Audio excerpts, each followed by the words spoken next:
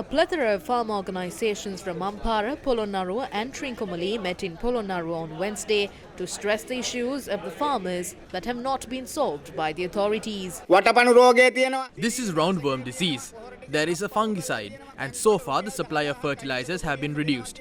They say that 10,000 rupees will be deposited to the accounts of the farmers, but the farmers have to spend more than 10,000 rupees just by going to the bank to check their balance.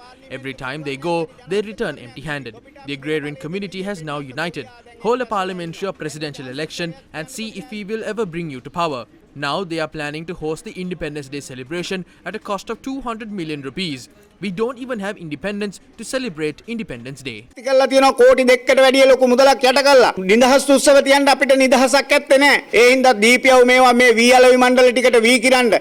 chairman of the Trincomalee District Agriculture Movement also commented. The rulers who snuck in through the loopholes of the constitution and took control of the country are planning to sell the Mahaveli reservoir and the lands that belong to the Mahaveli. The farmers don't even visit these fields. The multinational companies are given these lands. They have even acquired the reservoirs. The government is implementing this program just to ensure their well-being. We will take to the streets and take every possible action to oust you, even if it costs our lives. We are not afraid of your batons or tear gas. The Batiklo District Farmers Organisation also announced their position. The government has cast the farmers aside. There is no price for paddy, and the Paddy Marketing Board must purchase the paddy from us. We are helpless due to the actions taken by the rulers. Look at the fate that has befallen after they forced us to use organic fertilizer. They are spending millions for Independence Day, but our fields are affected by diseases. The government must bear this cost. A group of lawyers protested opposite the Colombo Magistrates Court this afternoon, citing the situation that additional magistrate Tharanga Mahavatta had to face yesterday. The case file against Vasantha Mudalige and Venerable Galweva Siri Damatero was taken up for examination once again on Tuesday in the presence of Colombo Additional Magistrate Tharanga Mahavatta. However, Senior Deputy Solicitor General Dileepa Piris requested that the case be examined in the presence of a different magistrate based on the affidavits provided by 4 detectives from the Terrorist Investigations Department. Accordingly, the case was transferred to the Colombo Chief Magistrate.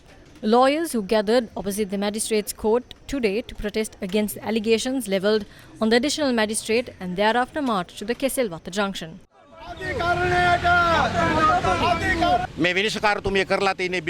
She had just offered some beverage to the monks as Gilanpasa. This is a Buddhist country. We are bound to protect Buddhism even through the constitution. Against such a backdrop, there is an attempt to remove her from this case and transfer her from it just because she offered this monk something to drink. Therefore, we would like to tell the Attorney General's department that their behavior yesterday was very saddening. They frightened her and obtained 4 affidavits and said that they will be used against her. That is why the legal community presented their facts before the magistrate at that time. If someone can't offer a beverage to a monk as Gilanpasa, what more are we to talk of?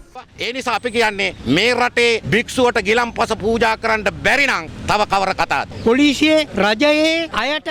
the police or the government do not know the law, they seek advice of the Attorney General's department. What happened yesterday was they took advice of the police and threatened Tharanga Mahavatta. They raised their hand at her saying she cannot speak in that manner. This has never happened in the past. Those at the Attorney General's department need to know very clearly that they are drawing a salary from the public tax money and they are waving their hand to a historic struggle in this country. Be ashamed of what you did yesterday. The blunder deserves a public apology.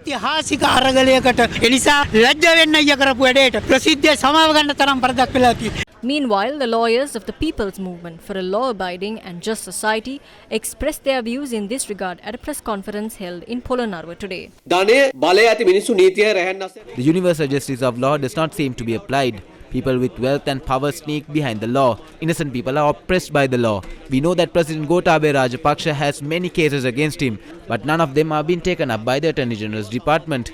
Many acts of corruption and scams have taken place in this country. The law is not enforced against them. We demand that the law be implemented fairly for everyone, regardless of their wealth and power.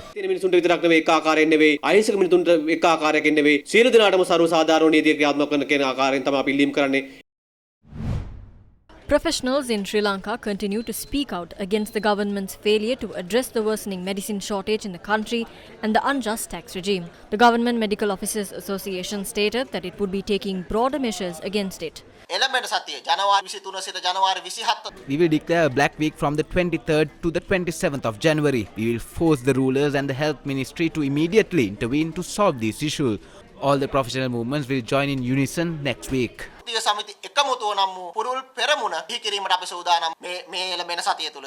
The Federation of University Teachers Association visited the President's office to hand over a letter urging to withdraw the government's tax policy. However, the police prevented the group from reaching the President's office, leading to a tense situation.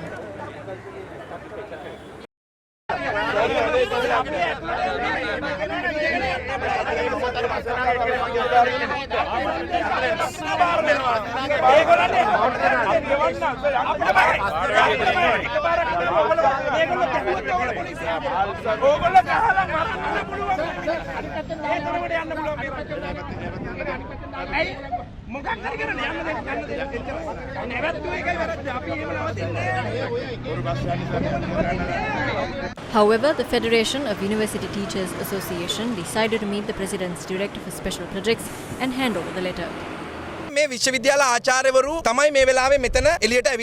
Those present here are the university teachers. Why are we opposing this tax regime? We have 6,000 members across the country. We conducted a membership survey and it revealed that 20% are leaving the country due to the tax policy. Another 50% are ready to leave the country. If 50% of the membership leaves the country, we will have no university teachers left. When the government presents such tax policies, it creates something new for them and the real issues suppress. We urge the people to understand the real issue here.